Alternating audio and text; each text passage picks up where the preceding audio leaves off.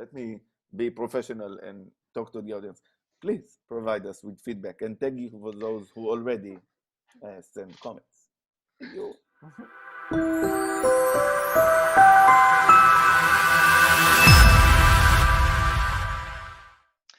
Our maid told us that she was going to start working from home now. She sent us a list of things to do. Via email. Yeah. Yes. Hi Wolfgang. Hi everybody. Hi, Welcome Elad. to episode number 4. Woo!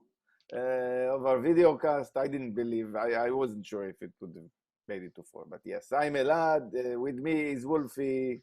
Hello, hello. We are both LeSS trainers, certified. Yes.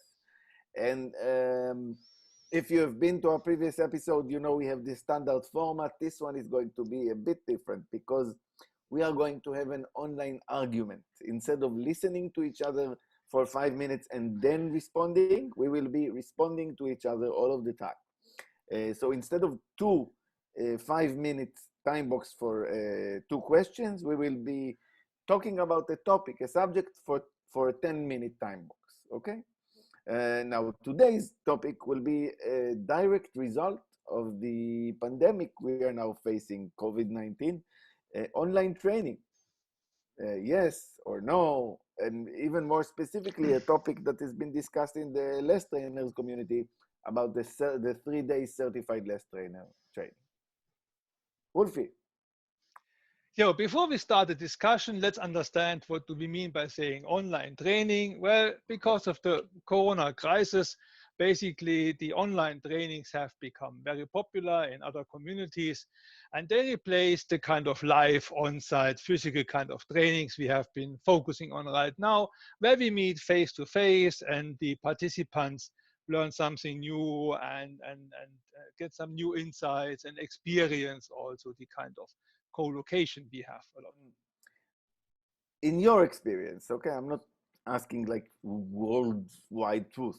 In your experience, can we as trainers provide the same amount of value when we perform online training to the participants?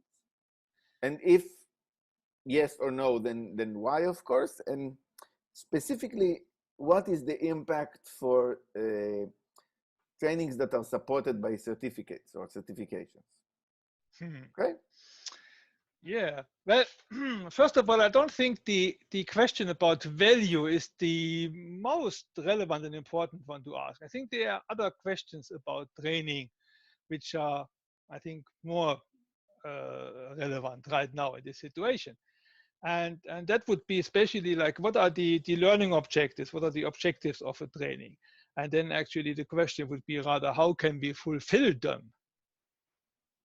So Okay. that I'm willing to consider like other questions on top of the question that I have, as long as we also, at least I request that we also discuss the question of value. yes. Okay. We will come to value. I Okay. think the question would be this one, that, okay, now we do have this Corona crisis right now. So what are we going to do about this? Because we can be stubborn and say we don't give any online trainings, or we can be, let's say, flexible in a way and say, yes, we will adapt to the new situation and see how we can make the best out of this. And in this way, the question is that, okay, when we do this, how can we deliver a meaningful training? The issue about the value in this way is that, online might be better, online might be worse, we don't know. And I think it depends a lot also on other factors, like the trainer, maybe the circumstances, I mean, like in the tooling and the willingness of the trainer also to perform this. So if you are living online training, why shouldn't it work? Well, first of all, I'm not sure if I say that it wouldn't work. Yeah. I definitely say that my personal preference is not online trainings. I mean, I don't enjoy working online, even though I do it more and more. Not so much training, but I am, I wouldn't say forced, but I find myself in situations that in order to help a customer This is currently limited to the possibility of remote conversations or remote meetings and stuff like that. So I'm not sure if I would say that it's better or worse. It's definitely different, Yes. and it definitely depends on the preference. And someone like me who doesn't enjoy it, of course, I am biased towards my own confirmation that online training is not fun for me. Hence, I probably don't deliver it in the best way. Mm, yeah. Because the thing what you also said, like the value for whom? I mean, it sounds like value for you, because you know what you might miss, and so it has to be fun for you. That might be, and I agree with you, I'm fully aligned on this subject, that I prefer giving on-site trainings compared to online trainings.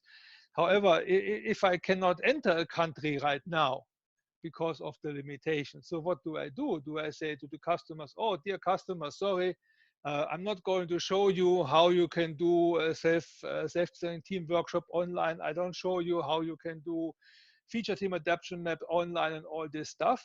Or do I show them how they can do it now, because they are in this situation that they all are working online? So it is not that I would say I teach you online what you then need to do in physical. But I'm saying that we are now teaching, or I'm teaching them online what they can do then online the next day, or the Yes. day after they leave the course. And I Mm-hmm. think that is for me a big point. So I'm I'm also not on this way. I'm focusing on the time right now. So I'm not focusing now on the time after. So let's say we as humans get Corona handled one way or the other, and we can again freely travel, we can again freely meet, then that's again a different story. And then we can act differently again. Yes. I mean, I agree. And I think you used the specific word. You said teaching. I'm not against teaching. I'm very busy these days. And I work with many customers right now. And my calendar is fully booked. And I teach a lot. So I have a lot of teaching opportunities. I have a lot of sessions with teams and with the employees and with the executives. And I have many opportunities to teach. But I think there is a difference between teaching something in a very specific, even manner. So saying, okay, here's the problem. Let's talk about what are options to solve your situation and what could you do. Is very different for me from Mhm. training. And I think if we go into the topic maybe of differentiating teaching and training, is that teaching for me is a moment. It's in the moment, and training is something that is not fully but mostly pre-designed.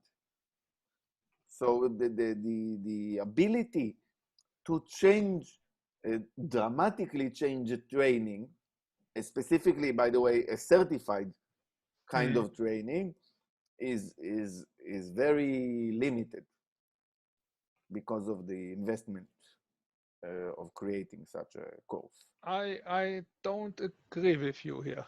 Good.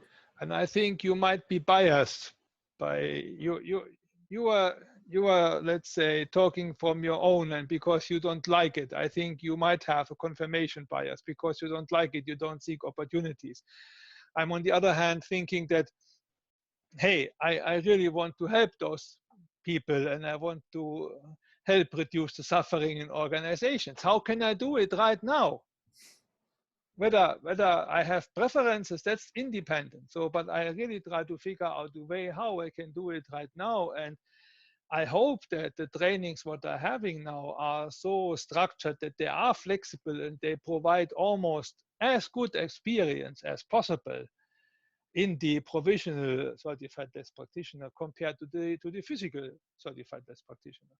Of Mm-hmm. course, I'm not naive. Yes, there will be differences. You will not have the small talk in the same way. You will miss certain aspects, absolutely. But on the other hand, I'm stressing this once more. I think that the people who are then leaving this training need to get it working in their organization. And Mm-hmm. then now they learn how to use those tools, and they can do it then again in their organization. So I think in this way, it still helps. I'm not saying it doesn't help. I don't think I'm claiming that Okay. online training is not helpful. I'm of course talking about my own preferences, and I'm saying you know what? Let me ask you a question. 2 minutes Do you remaining. think anyone attending your training, even regular training, like without any doubts for me about the potential loss of value or quality or whatever we call it, can finish the training and then go back to their organization and start solving problems? I think they have a better idea how to think about it. Yes. Okay. And So what are the senses? I have gotten the comments that the people say, okay, you really changed my way of thinking. Mm-hmm. I'm now thinking much more in teams. I'm thinking much more in system thinking. Yeah. So and that is something I think what I can also give on the way for the online training, independent. So, and at least I hope so. Yeah. Okay. So my personal perception is that a person who graduated is a certified LeSS practitioner 3-day, which is really very elaborate and talks about a lot of topics and is in general designed to change your way of thinking, right? I think even in that kind of training, it is very hard to take this knowledge afterwards and implement it. Yeah. Absolutely. So, Yeah. and people actually do that, right? They go to an online training, to a CLP, and they say, okay, I'm going to implement LeSS on my own. And then, of course, they often run into problems and situations which you could not anticipate in a training. And I think maybe now it's even worse because in a normal training, in a live training, there is the opportunity of a student in a break to sit down and drink coffee with someone else and actually share ideas, or even with me and stuff like that. That's it. Ooh, Wow, 10 minutes runs. fly. One insight I have, which was actually what we didn't mention, was the trainer's view. Yes. So we didn't talk about this at all. And I know that some people, for them, it is so that the training income is a part of their income. So if we don't want to lose more jobs or stuff like this, then this is also something to be regarded. But concerning the content, what we discussed, well, I think the short answer is it depends. It depends on many things. Yeah. Very short. Yes, very short. Yes, I agree. Let me share my insights for a second. I think that what I've learned from you is, first of all, I think you emphasized my bias. I'm aware that I'm biased. I think you made me rethink my bias. I think still online training is probably out of my comfort zone. It will be hard to persuade me that it's a good idea. Maybe you invite me to one of your trainings, but in English, not in German, so I can listen. And then maybe I'll get changed. I don't know. Yes. Anyway, it's been awesome. Thank you, Wolfi, for a well-spent 10 minutes or a bit more. Thank you, Elad, for this great question on the topic. Yes. Yes, and thank you, viewers. Looking forward to number 5, lucky number 5. Yes. Okay. So see you next time. Yes, Bye-bye. bye-bye.